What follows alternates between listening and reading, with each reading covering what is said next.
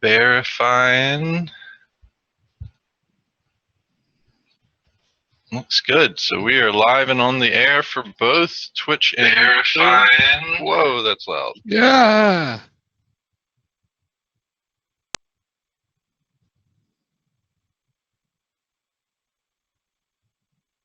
Mm. There we go. I have to put my audio into my headphones first. But now we are live and on the air. So welcome everyone to the Foolish Tech Show. It is a bright and early Monday morning. We are here mainly to provide you with support and answer any questions about our products and services. And if you have any of those, feel free to jump over to foolishtechshow.com, and we have a couple ways you can join our IRC chat from there and talk to us directly, and we'll be more than happy to interrupt what we're talking about and focus on that instead. Otherwise, with our Monday morning shows, since chat's usually a little bit light, we do focus topics, and today I think we're going to do a overview of CryptoPrevent version 8 and show it off, since we're about to have the release coming up here very shortly. And yeah, but first, I guess, how is everyone else doing? Shadow Michael, how are you? I'm doing Thanks, well. Johnny. I'm doing well today. I hit the auto pick button on my green screen, and it decided, because of the lighting I'm guessing in my room at the time, it decided to do this. Hit it again. Just hit the pick button Actually, and pick the don't green. look great. No, Yeah. I know how to fix it. I just You could just go like this the whole funny time, so it moments in reads technology. Funny moments in technology. Yeah. Still not working out too well today though, because of I don't know why actually. it looks fine now, at least. All right. Well, do we want to go ahead and get right into CryptoPrevent? Does anyone else have anything important from the weekend they want to bring up? Let's do it. Let's do it. If anybody needs some pit bulls, I might be able to get up to 6 or 8 of them. So Cool. Well, what's your address? We'll send some people right over.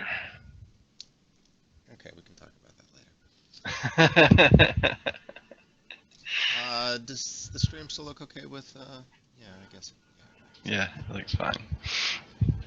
All right, well, we're going to see if we can break the stream by sharing my screen, if you're ready for that. Are you ready for that? Yeah. Well, let's see what happens. Are you ready for this? I may not be, but I'll try. Okay.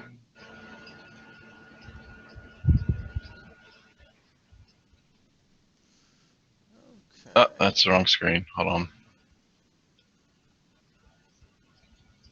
It's so difficult to pick screen. I think it's gonna be okay.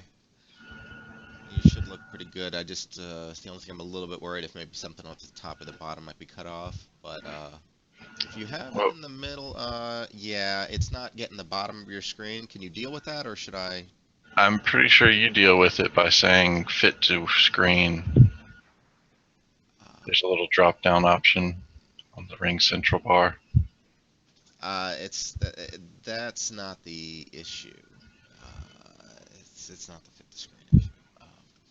So I have to recapture and then it's gonna mess it up for the. But we're gonna need that. Okay, I got it. All right. So, assuming you're not gonna change the resolution, so there you go. Oh, looks rather horrible.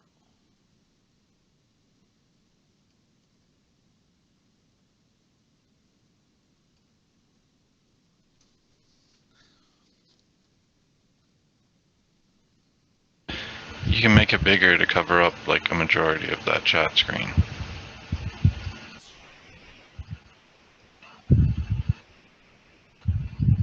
Is that what you're suggesting? Maybe you should stretch your window to make it widescreen. Those dimensions are hard to work with. Yeah, you can move it up though, so it shows at least like one level of the chat. Well, that's gonna require shrinking a little bit, but It looks like you got a whole bar above it that you can stretch it. Just move it up. I can do a I widescreen like one. that. Yeah, I mean, if you don't mind, the widescreen would be just stretch your window out a little bit there, and I'll recapture it. That's not how screens work, but I'll get it here. Hold on.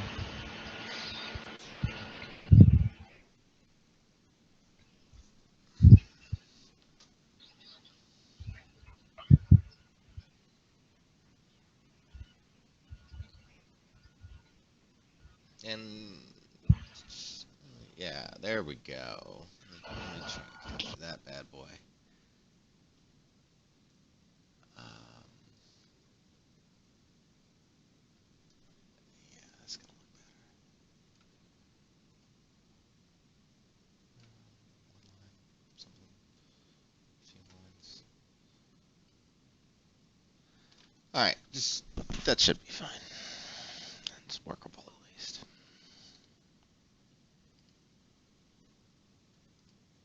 Looks like we got Glenn in the chat this morning. Welcome. Indeed. Indeed. All right. Yeah, that does look good. And so what we got here is the CryptoPrevent beta page. So it currently is in beta and will be until we do our final release prior to Halloween here. And you can get it from there. And Thanks for copying that. They might not be able to see it from the URL there. You're well, welcome. you are That's welcome. fine. If you look on that page, we do have a couple demos of the honeypot detection feature, which I'll show off in a little bit here, and also some other interesting points about the new version, like the folder watch and kill 'em all integration and tray icon. And you can download your version from here. If you have the original white label edition, you can download it here and use it there. If you do our pre-order, it won't work with this edition until the final release. So just a note there. And otherwise, we do still have version 7 keys on sale for 20% off. So you can get those from here. And that includes the unlimited edition. So if you want a lifetime key before we change our prices and setup, you can get those now, and they will all automatically upgrade to version 8. And just so you can see some of the pricing changes we're going to be making, they're at the bottom of this page here. So we are going to a 1-year, 3-year terms for premium features. And otherwise, we'll go ahead and show it off here. So let me see if that looks okay on the screen here. And that's kind of why I wanted to do a smaller resolution, but it looks all right if you maximize. So that'll be fine, I suppose. Check for maximizing on this one. Yeah, it looks fine enough for right now. All right, so we got our CryptoPrevent here, and I do already have this one registered. And we'll kind of just go over all of the features tab by tab here so you kind of know what all we have going on in this version. So first off, you'll notice you have a choose your protection plan here, and you got the minimal, default, maximum, and extreme, which is for the premium only. But that will enable every option that CryptoPrevent has and provide you the most protection, but it may cause some issues with legitimate software here and there. Because the protections are so high, it will go over some of those protections that might cause issues. Or you have your custom settings.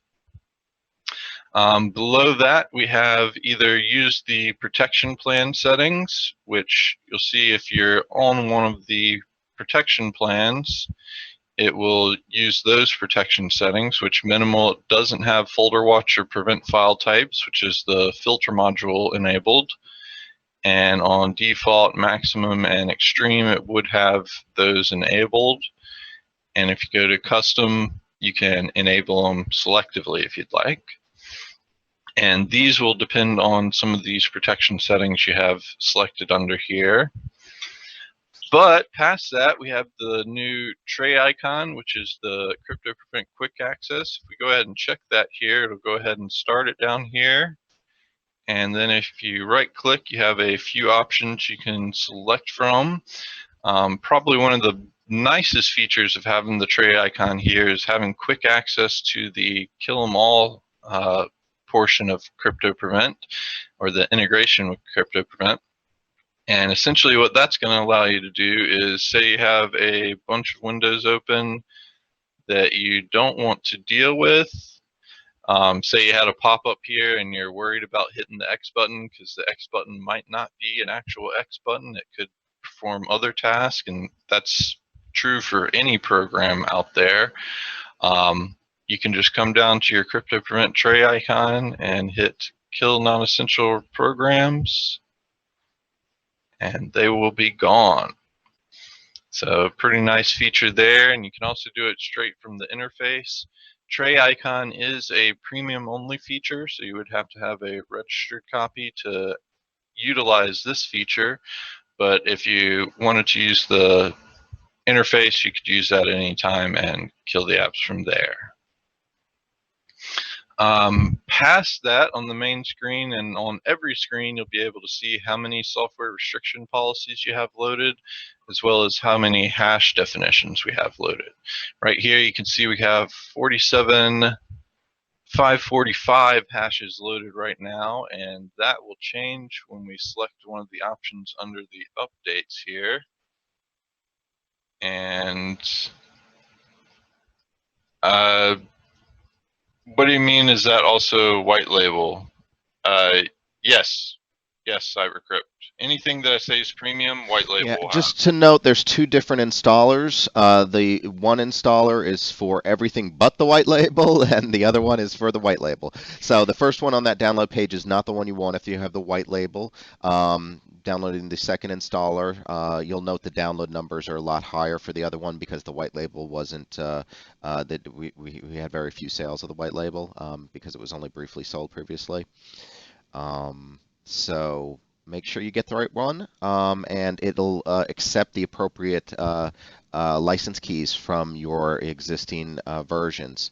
And one note on the white label, if you, and this has come up a couple of times, if you do not have a username or password or ongoing subscription, so to speak, with your white label, you don't need to check the box to enable the username and password fields. In fact, the vast majority will probably find they don't need to touch that at all. But let me know if you're having any trouble, and we'll be happy to assist. Okay, I assume he's done with that. So otherwise, you do have your apply protection plan here, which would apply any of the protection plans you have, or if you have the custom settings, any of the custom settings you have selected. And then we have test protection, which still does the same route that version 7 did. That's one of the later updates we're going to do, where it checks all of the locations, but for right now it only checks app data, as you can see it says here.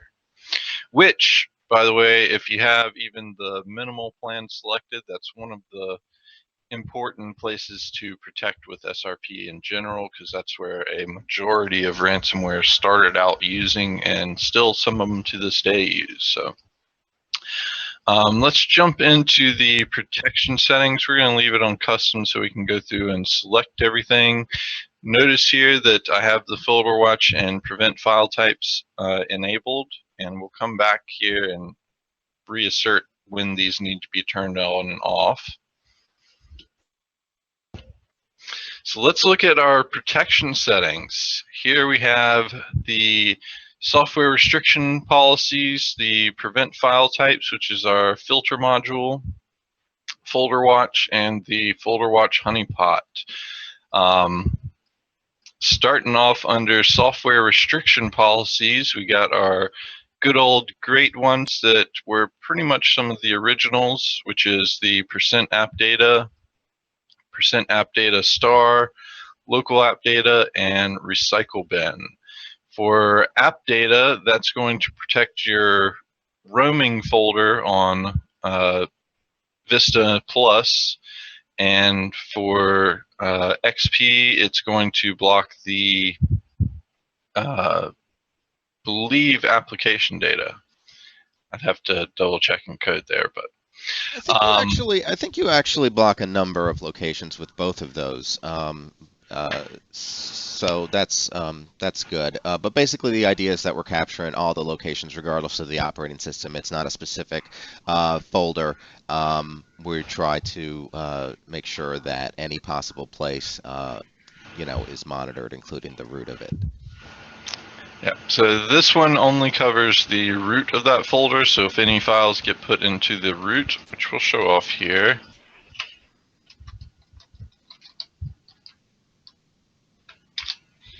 So if executable files got dropped right in here, those would be prevented with that option.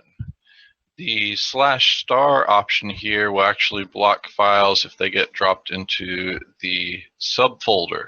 So won't go beyond that, but it will protect ones in the direct folder underneath there, because sometimes they make a folder and hide in there since they realize some people were blocking this location.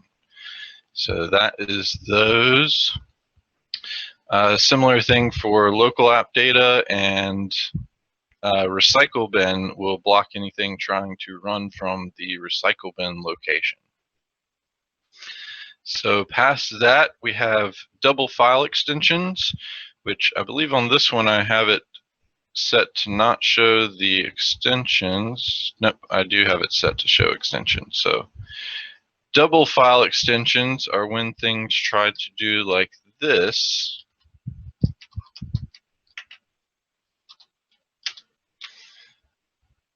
And then if we hide our extensions, which I normally recommend turning this off for this particular reason, actually.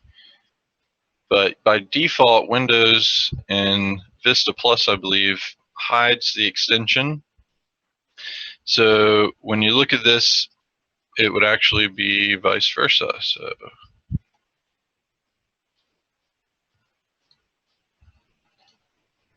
have that backwards.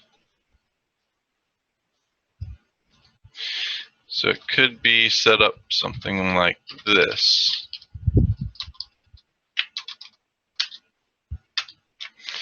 So clearly that looks like an exe, but when you hide the extensions,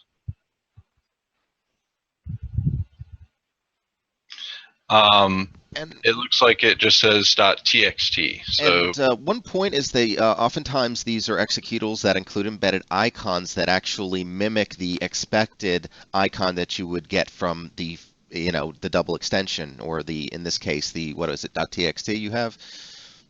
Yeah, and we can actually just even show that off here.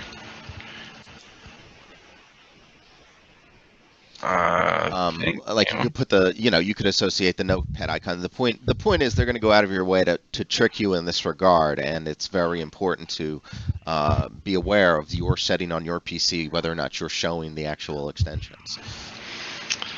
But you wouldn't have to be aware with it if you have this protection enabled, because that's going to block any executable that is set up like this. So it has a .txt or PDF or DOC or any of these that are listed over here. We actually don't have TXT on this one. I guess I'll add that one, but usually text isn't a common one. These are your more common options to have. Yes, you do. Yes, you do. You do have it. I just saw it. It's right there. Oh, yeah, you're right. I did. Perfect. So, yeah, these are your common ones that they try to emulate, and they're actually executables. So people think they're opening a PDF or Word document or Excel spreadsheet, and they're actually executing a program. This protection will prevent that from happening. Then we also have the right to left override, which basically it does some weird stuff with how things are written out here. So you can learn more about that by just clicking on here, and that'll give you a whole bunch of web search options for how that works. And there's some pretty good examples about how that works, so we won't get into So I've included some right to left text in there. This would be, the file name, the complete file name of that file. Actually, I don't think I cut it. Did I catch the extension? Yeah, there's a .txt. Let me see if I forgot to get that extension. Hold on a sec. Yeah. So there you go. This is an idea of what you might see, I guess. my hex chat does not like interpreting that. That's what I get on my hex chat. So that is of no use to show them off what that means. Okay, all right. Well, forget it then. All right, maybe that isn't a great example. Sorry, my apologies. If you just look here, there's plenty of reading material on what that means and how it's implemented in malicious terms. So past that, we have our default plan, which enables some more software restriction policies, program data, user profile, the start folders, and then it also blocks some of the Windows EXEs that are known to be used for malicious purposes at times. VSSadmin, syskey, cipher.exe, all of those can be used maliciously, and they will be blocked from being run. Usually is not required in everyday operation. Some legitimate programs may use these. I know Shadow Explorer would be one of them that uses VSSadmin, and you would want to disable that if you're using Shadow Explorer at the time. But easy to come in, uncheck this, and apply protection. Use Shadow Explorer how you need it, and then go back and apply the protections with it turned back on. Then we also have preventing known malware from starting, which is a list of known locations for ransomware that we have built in. And also a big important feature is turning off the Windows sidebar and gadgets. Microsoft actually recommends this because that was a horrible implementation and they know it, so this right here would be disabled. It's actually extremely dangerous because anyone can write a program for it. You put it on your computer and they have pretty high level access to your system at that point. So would recommend having that turned off. And then we have the maximum plan, which we go further with local app data and do the /star on there, which does include the temporary folder. You'll notice here that it does say that these options may need to be temporarily disabled during software installation. For both of these options, software, when it installs, can utilize these functions. A lot of it, if they're decent programmers, have it set so that it doesn't get affected by this. Like they make a folder for themselves under temporary and then have folders with their stuff under there. But in other cases, malware likes to drop into your temp folder and be blocked from execution there. So this is what that protection's for. And then also you have block executables temporarily from extracted archives. Essentially what this will do is if you try to just run an exe inside of a zip file, it's going to block that from being able to run. There was actually a forum post this past weekend that was talking about someone having issues trying to utilize a zip file they had been emailed, and it turns out in the forum that it was actually Outlook that was blocking it, because Outlook does try to prevent some measures there, because email is the #1 infection point for majority of viruses and malware, including ransomware. So Outlook tries to prevent you from just running attachments willy-nilly there that could be dangerous. And CryptoPrevent will take that further and prevent you from running them there. So with Outlook, you would have to save the file to your desktop and then try to open it, and with CryptoPrevent, you would have to extract the file and then run it. So it's kind of like make sure you know what you're doing here, because these can be the most dangerous way to get things, especially if you get mailed an executable, which majority of your mail servers won't even allow anymore.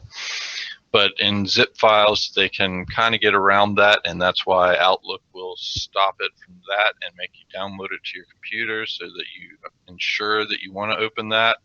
This protection will take it a step further, so it makes sure that you extract that archive and make sure that you want to run it from there. So past that, we have a couple other Windows programs being blocked. BCD Edit, which could block some backup programs, but if that's the case, you would just want to disable the BCD Edit and re-enable it. And it can be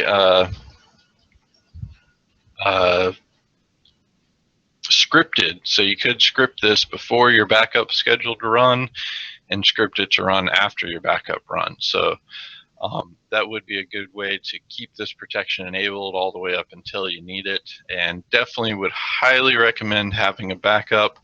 Pretty much there's no reason ransomware would exist if people did regular backups and kept them in secure locations. So Glenn points out the point that he can't train users to save attachments then run.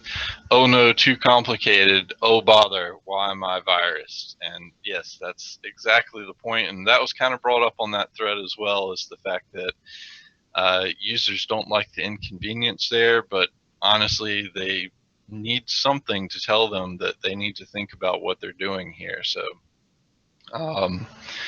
it is a very, very good protection to have, and I would highly recommend it, because it is the #1 way that malicious files are spread nowadays. So don't open attachments, especially if you don't know where they're coming from. Even if you're expecting a package or it says IRS or anything like that, don't open those for sure.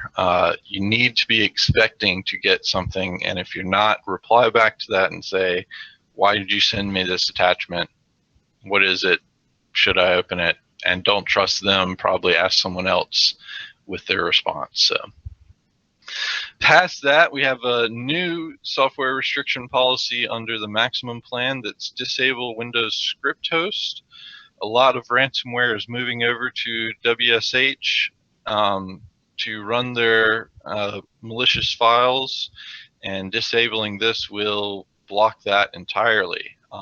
It does block some Windows script host features that certain programs may use, but usually not general major ones. But Windows script host is basically an easy way to run JavaScript and Visual Basic scripts quickly and easily, and WSF files are included in that. That's just JavaScript and Visual Basic scripts put together kind of thing. And it actually also blocks a whole list of other ones. Michael, do you want to post that Wikipedia that has all the stuff that Windows script host uses? Let me find that real quick, but sure. Okay. So while he does that, we'll go ahead and move on from there. Did you have something, Nick? But sure. So those are just the software restriction policies, and we've actually gone through and blocked a number of extra executables that it's watching out for in this version. So tons more are being protected and blocked from there. And we do have a couple other options that could come in the future here that we have planned, and will get added probably after version 8's released in a later update. We've had some requests for doing things like the user folders and the desktop. So if you had files in here in your downloads folder, it would be blocked from just running it here. The difficulty with that is then you'd have to have like a special folder that users could move things to then run them, and that would kind of basically be the same thing as the executable thing, where they're just having to take an extra step to make sure that they want to run or execute those files.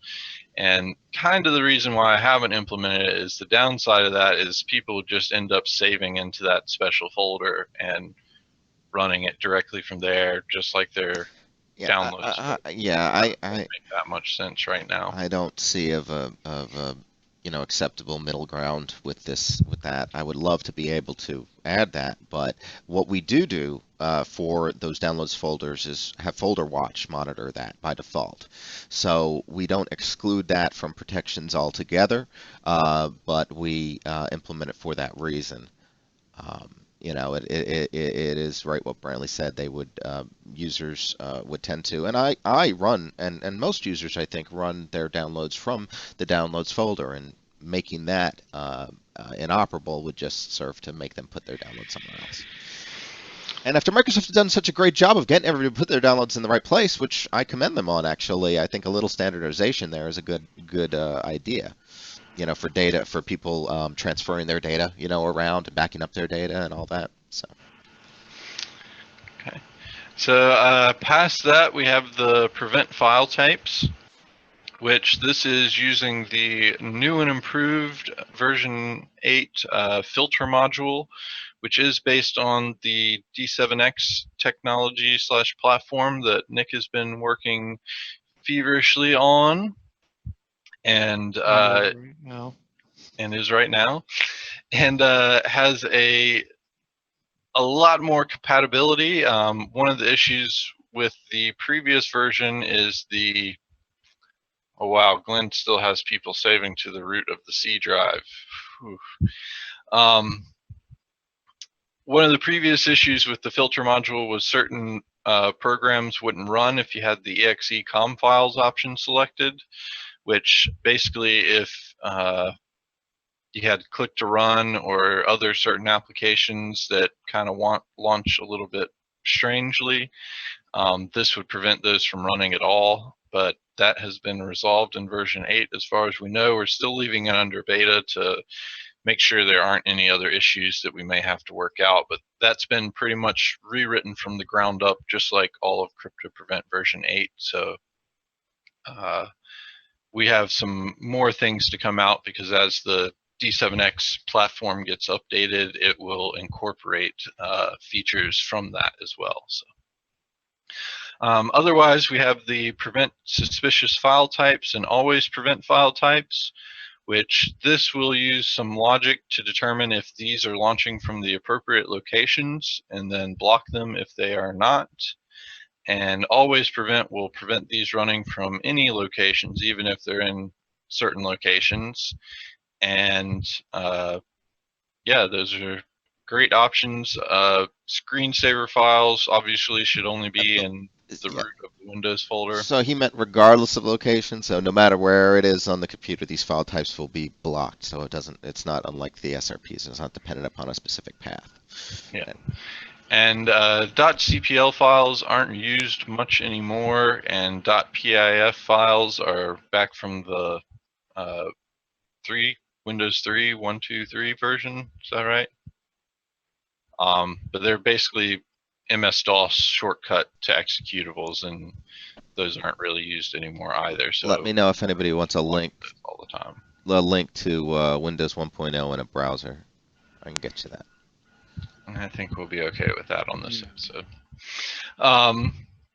But by the only plan that includes this one is going to be your extreme plan, but you can always come in and selectively select that. Now, this is one of these tabs that does depend on this options on the front here. So if you don't have this prevent file types enabled, no matter what you have set here, doesn't matter. If you have these all checked and you don't have this option checked, these settings are not doing anything. They are only going to be enabled if you have this prevent file types enabled on the first page here. Past that, we have the new folder watch, which this is the big feature that comes with version 8. And essentially what this item protection is doing is it's constantly monitoring these folders and any selected custom folders, which custom folders are a premium feature, but it monitors these folders for any files that get added or dropped in there that are matched on the hash definitions list. So if it finds one that matches there, it automatically quarantines it to a location, and basically that'll prevent you from running it. So if you download something that's malicious or try to save something to your documents from your email or pictures, videos, or music that ends up being malicious, this will match that hash definition and automatically block it there. The custom folders, like I said, are for premium features, but important to note here that the download desktops, documents, pictures, videos, and music will have a subfolder selection. So any of the folders under these and any folders under that will all be protected by this feature. The custom folder selections will only protect the folder that you select. So to give you more example here, let's say you pick program files, it'll monitor just the files added into this folder. So if you have a file that ends up getting added in here, it will verify against those. It will not check any of these subfolders. If you wanted to check these subfolders, you would want to go in and individually add each of these. And we did that for some particular purposes, mainly because some of these folders have things changed often, and it would kind of impact system performance that way. And otherwise, if you want to select them, you can go in and select them yourself and monitor them that way. Right now, if you install it and you have a bunch of files under these locations, you will notice that the service kind of uses some processing power fairly consistently for a little while, and this would only be for the first time it was going through scanning stuff, but right now it's going through and scanning all the files in these folders and verifying they don't match against the hash definitions list. We're going to have an update come out prior to release that will give you an option to scan or not scan those folders and files. So that can allow you to not save or can save some processor usage files, processor usage there. We kind of feel like it is important to go through and scan those, because if some malicious files got added while CryptoPrevent wasn't watching it, say you started up into a offline boot or something of that nature and they got dropped there, then Folder Watch wouldn't know those were there, and you would have to rely on the EXECOM to block it against the definitions list. So that's why we have it enabled already, but we will give you the option to enable or disable that depending on how much additional protection you want to use. Just know if you have it enabled, it will consume processor usage while it's going through and scanning all the files and making sure everything is safe. Then finally, under our protections, we have our, what we feel like is probably one of the greatest protection additions to version 8, which is our Folder Watch honeypot ransomware detection. I like it a lot. Both of these options are going to rely on having Folder Watch enabled on this first page. So just wanted to double point that out here. But Folder Watch will also depend, or the honeypot will also depend on what you have selected in here. So with honeypot, which we'll go over here more in depth in a second, we'll add honeypot files to each of these folders and any custom folders you have selected, and monitor those for encryption. So those will get added to the system, and then if they are encrypted or it notices that they're being changed, it will automatically kill all the processes on the computer and then shut the whole system down, or give you an option to reboot, but highly would recommend shutting the system down if you got a list like that, and verifying offline that you can remove any malicious files or anything of that nature. So we'll show that off when we apply protections here a little bit more. But let's finish up on the rest of the options here. So we have our policy editor, and here you can add whitelist policies for the software restriction policies. So if you have a specific item that's being blocked, certain applications don't follow Microsoft's standard rules on how to write software. Things like Spotify and certain password managers and other things sometimes install directly to the app data folder and just live in the app data folder instead of the program files, which is where they're supposed to live. So if you have that, you can come in and add the path to that executable, and that will circumvent the software restriction policy placed on it. You can always go through and whitelist executables in all blocked locations, and that will try to go through and find any of those that may be blocked and whitelist them.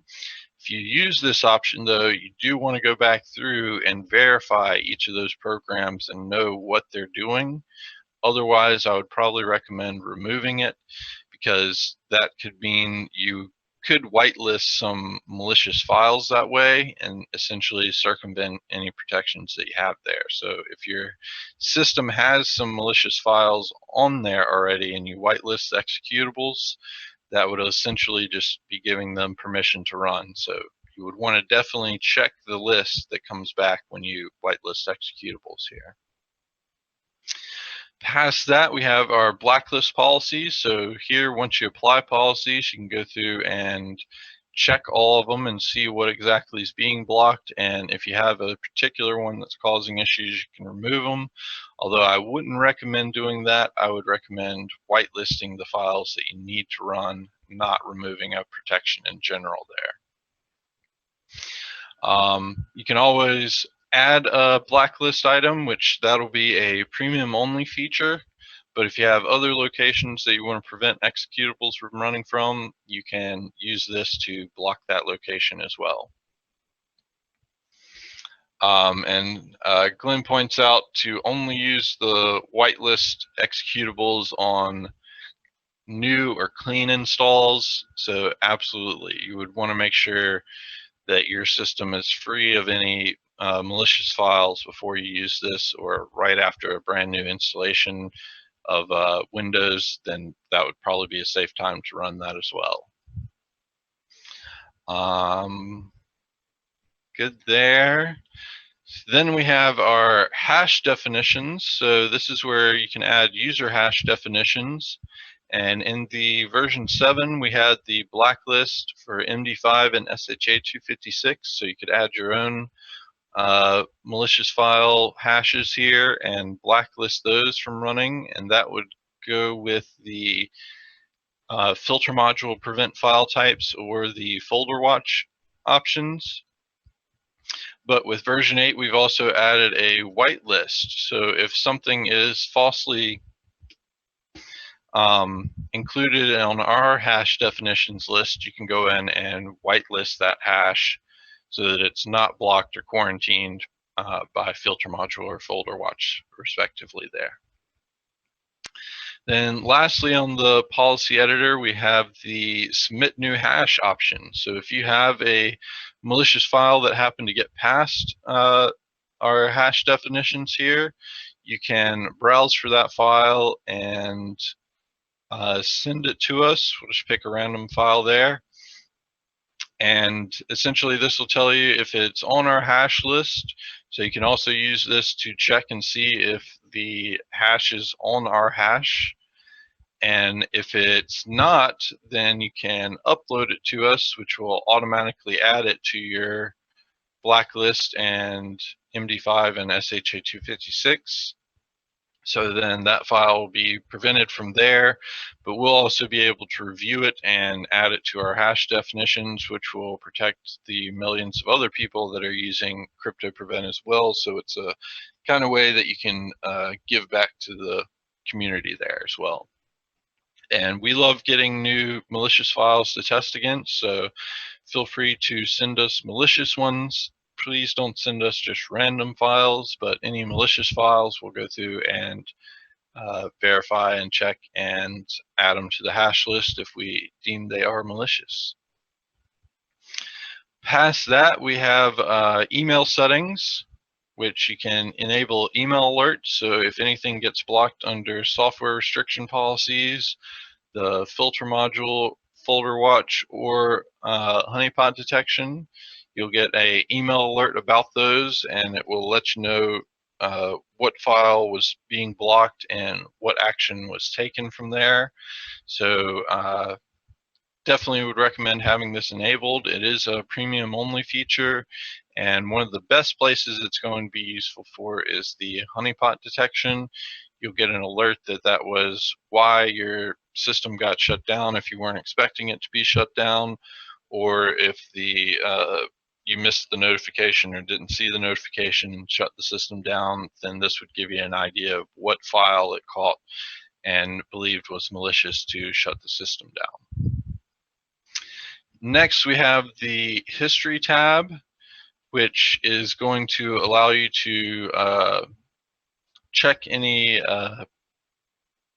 things that happened previously that were blocked by CryptoPrevent, either the SRPs, the filter module, forward watch, or honeypot will show up in the list here, and you can check and look through those and see what happened as well that way. You don't have an event to show off, even Not yet, the no. test event? No. No. But those would be the same things you would get over email as well, but it would just give you a nice list that you can check in the interface here. I did want to really quick mention on the email setup, we do have a new option where you can set a new send to and send from. So if you're using an email account here and wanted to send it to a different location, you can use that. And if you wanted to set the send from specifically, you could do that as well. Lastly, we have our updates page, which automatic updates are part of the premium feature, and you can enable that here and select the time of day you want it to run. And also you can do your manual check from updates. That's free for any version.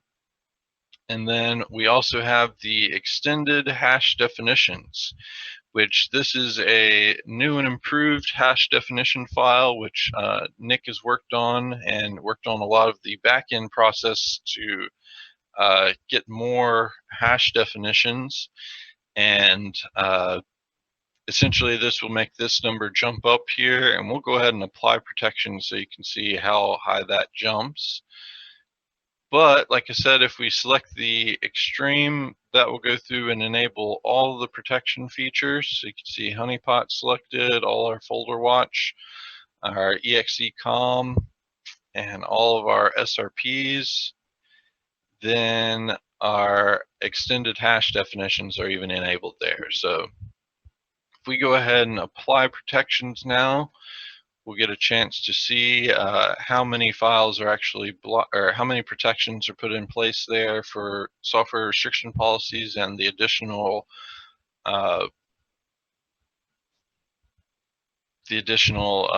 hash definitions.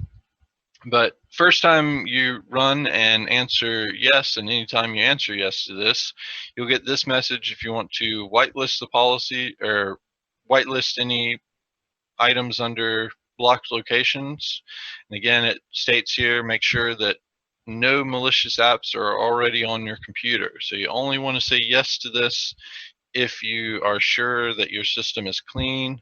Either way, if you say yes here, you always want to come back and check that whitelist folder. And we'll go ahead and say yes here just so we can kind of see what gets added there. But here we're applying our protections. And once that's done, we'll go through and check how many hash definitions are added and what things were under our whitelist.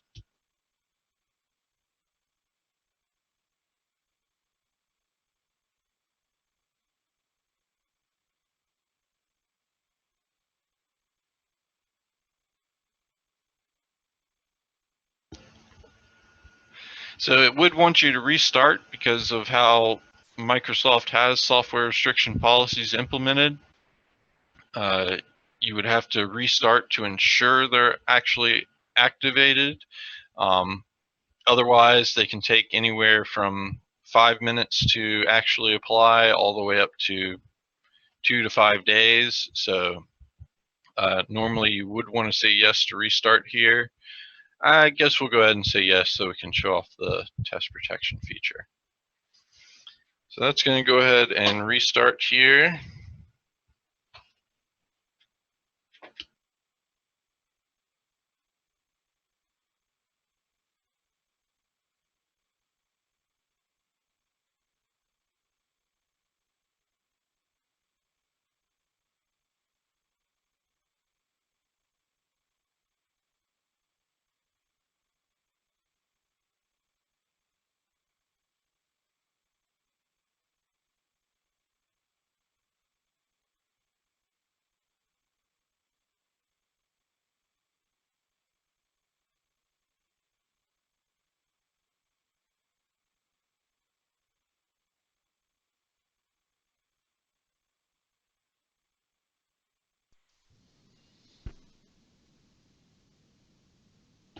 And we're almost booted back up. Hit fast forward. Done and done. All right, so here we have the system back up and running. See our tray icons enabled down there. And if we right click now, we can see that it's got the extreme plan selected and the prevent file types enabled and folder watch enabled. And also the balloon tips, which you'll be able to see here when we try our test protection. So let's go ahead and open her back up. And you can see all these honeypot files that were added to the system. We'll talk more about that in a second here.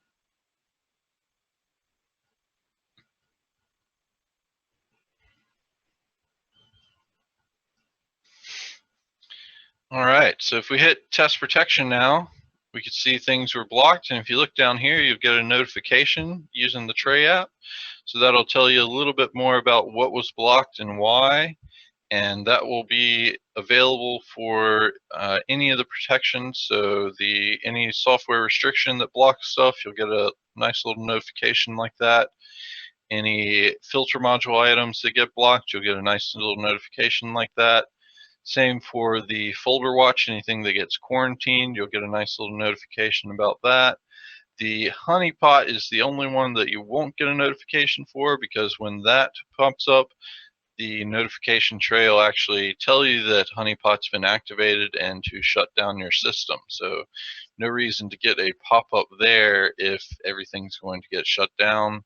So that is basically what happens with this. Is if ransomware does get past all your defenses, which this would be a good time to let you know that CryptoPrevent has never been advertised as a all-in-one everything you need feature. As you can see, we've even said here it's a antivirus supplement. So you do want to have active antivirus, active anti-malware, firewalls, backups. Did I say backups? Because I meant to tell you you should have backups. If I didn't say backups yet, let me go ahead and stop now and let you know you need to back up your data. Not only do you need to back up your data, but you need to regularly check that things are getting backed up as you expect, to the point where you even take a day or two every month or so and restore your backups and make sure everything is working as you would expect it there. The most critical thing about backups, besides having backups in general, is making sure that your backups are operating as you expect and knowing the process you'll need to go through to restore those backups. In a time of crisis, when you have to use a backup, then it's much, much easier if you already know what you're going to have to do instead of trying to figure it out when you're under crunch time, basically. Backups are so important, not only because of malware or malicious items, but hard drives fail, data gets corrupted, things happen. backups will help you in all three of those situations, as well as malicious activity and ransomware.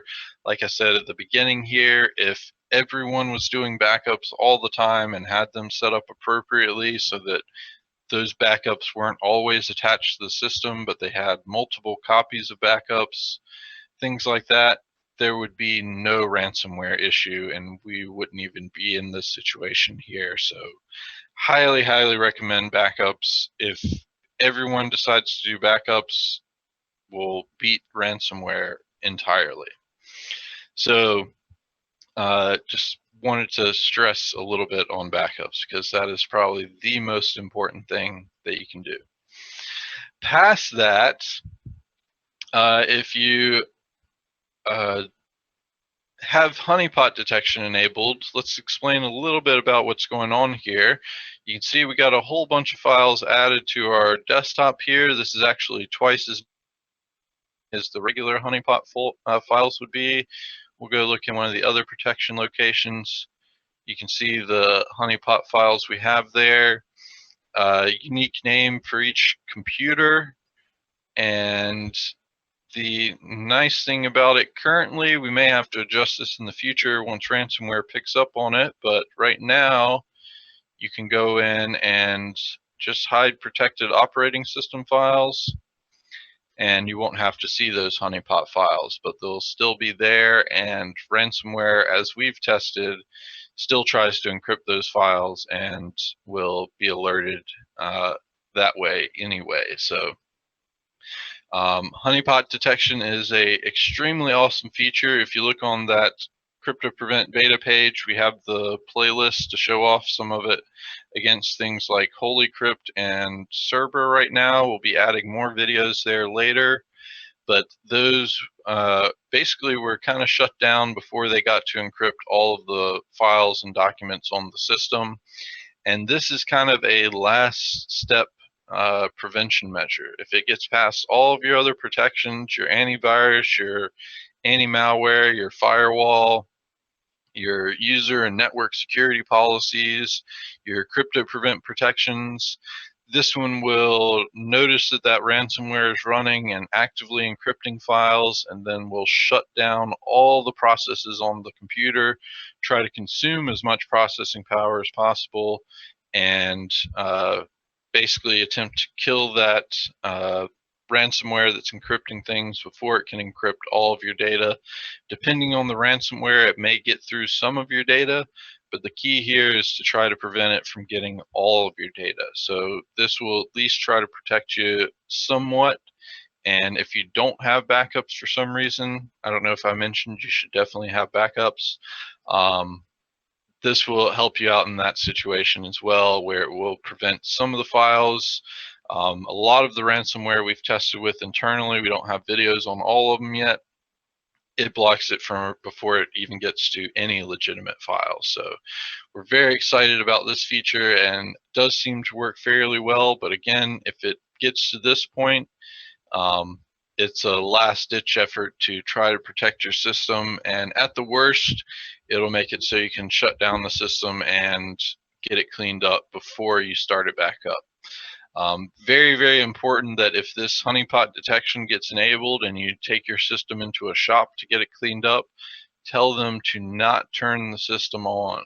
That you don't want them to turn it on. You want them to clean the system up offline. They should know what that means. If they are a reputable shop, if they look at you funny, take your computer somewhere else. But offline, you can even do yourself if your antivirus has a boot CD, or you look into options for antivirus boot disk. There's all of your major antivirus have an option to scan offline, where you'll boot to a CD or flash drive and scan your computer for malicious files and try to remove them. Those are sometimes a little bit dated, so they don't catch the latest and greatest. So usually it still would be preferable you take it to a qualified technician, preferably one that's powered by D7 technology there. But they should be able to remove those files offline, get your system cleaned up, and then start your system up and clean it regularly as well. just because if something's active on there, it may have put in startup features and automatically run next time. So definitely wouldn't want that happening. But if it did, this would come up and stop it again and ask you to shut the system down again. The biggest thing there is some more files may have gotten encrypted if you start it back up and it's still active. So just keep that in mind. But otherwise, I believe that is it and everything. Did anyone else have anything they wanted to add on there? Just to be careful if you try to test out the honeypot. But other than Yeah. that, Definitely don't try the honeypot test on yourself. Use videos or go ahead, Proctor. Were you about to say something, Proctor? Oh, no, sorry. yeah. So just take steps to protect yourself if you're going to be testing with that virtual machine that is not connected to any network that you're any networks. That's pretty much what you need to do to remain safe. So otherwise, I did want to mention, because I'm not sure if I mentioned it yet, but you should have a backup system in place. Oh yeah. That is key feature. It's not a key feature of version 8, but it's a key feature to your daily life. Backups are so important. I have actually a triple backup system. I think Nick has a triple backup system. Michael, I don't know what his computer's broken all the time anyway, so if he set up a backup, it would probably be broken anyway. Proctor, do you have backups? Yeah, I'm using Crash Plan. Yeah, and that's what Nick is using as well. I'm actually using the built-in Windows 10 backup as well as the Windows 7 version backup on Windows 10 and have it backing up into 2 different locations there. So it doesn't matter what backup system you use. I've got Crash Plan, Windows 10. I use SyncToy on a scheduled task for a bunch of stuff. I have to and from virtual machines. I got everything, man.